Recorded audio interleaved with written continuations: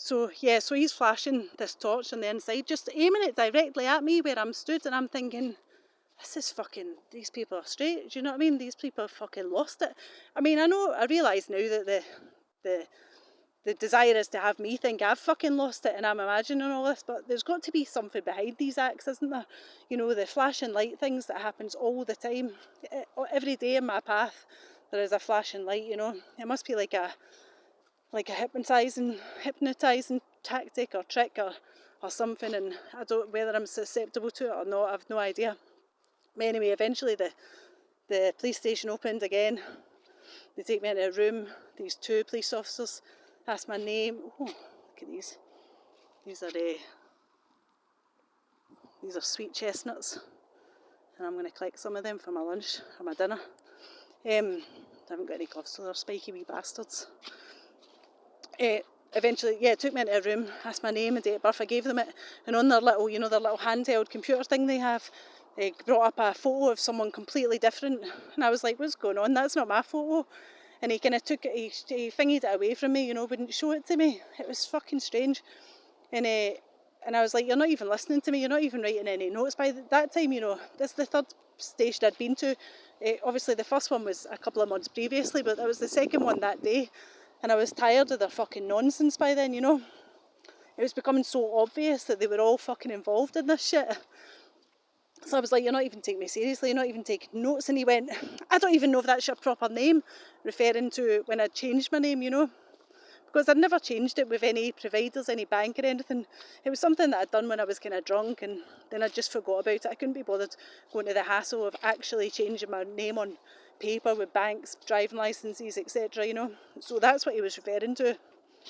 And then he said, "We're going to have to let social work know that you're here because you seem very distressed and we're really worried about you, the stories that you're telling."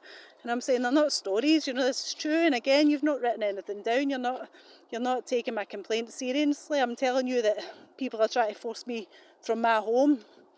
And he's like, "Yeah, anyway, we're going to refer you to social services." So anyway, I left. I thought, fucking, what is this? A week later, I get a letter from social services, apparently. Social service. Well, I mean, I don't doubt, because all of these people, they're all fucking involved, All of these services, social services, council, NHS, police, they're all solicitors, they're all part of this. They're all part of this network, as I've found out, unfortunately. So I get this letter within like a week from social services saying, I never responded to it, never fucking replied or phoned them or anything, just saying, "You made contact with the police are concerned about you, would like to set up a meeting with yourself, we might need to involve adult mental health services." I'd never had any mental health issues in my life. I'd barely been to the doctor. I'm not someone that gets ill. I'm really fit and healthy. I mean, I was drinking a shitload on the run up to this, I was. So I wasn't healthy then, really. But, I wasn't an ill person, not mentally ill, not physically ill. But at the top of the letter was what they'd termed a Swiss number, SWIS.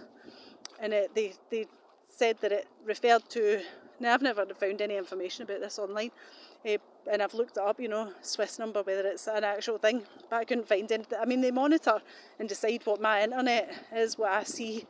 I only see what it is that I'm allowed to see, what they decide that I see. So they said it stood for Social Work in Scotland.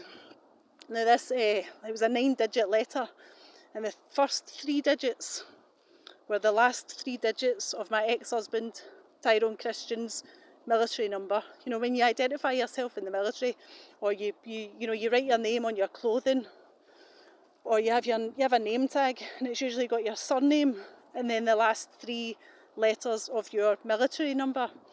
So that's the way that everyone does, any kit, you write that on, because there's a lot of thieves in the army, a lot of criminals. So it's just the done thing, So this had this 9-letter number. The first 3 letters were his, or Tyrone's, last 3 of his military number. The next 3 letters were the last 3 of my army number. And the next 3 numbers were the last 3 numbers of a guy that we were friends with, and his name's Stan Knight, or Tony Knight, Anthony Knight.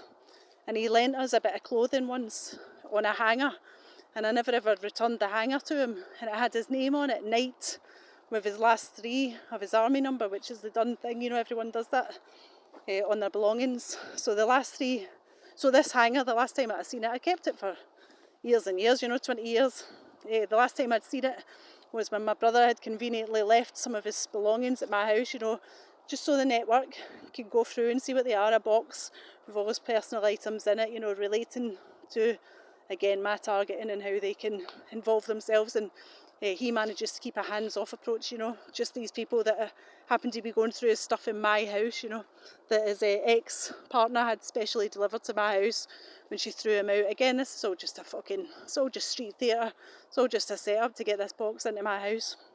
He left some clothes as well, a suit, and then a few years later, when he came to collect it, I'd put his suit on this hanger, Tony's Stan Knight's hanger, so it said Knight, whatever the number was. So that was the last 3 of this Swiss, you know. If you think of Swiss, you think of Swizz, as in Swizz is like a fucking joke, isn't it? It's a Swizz, you know, a con, basically something fake. So that was the, I left Scotland shortly after this.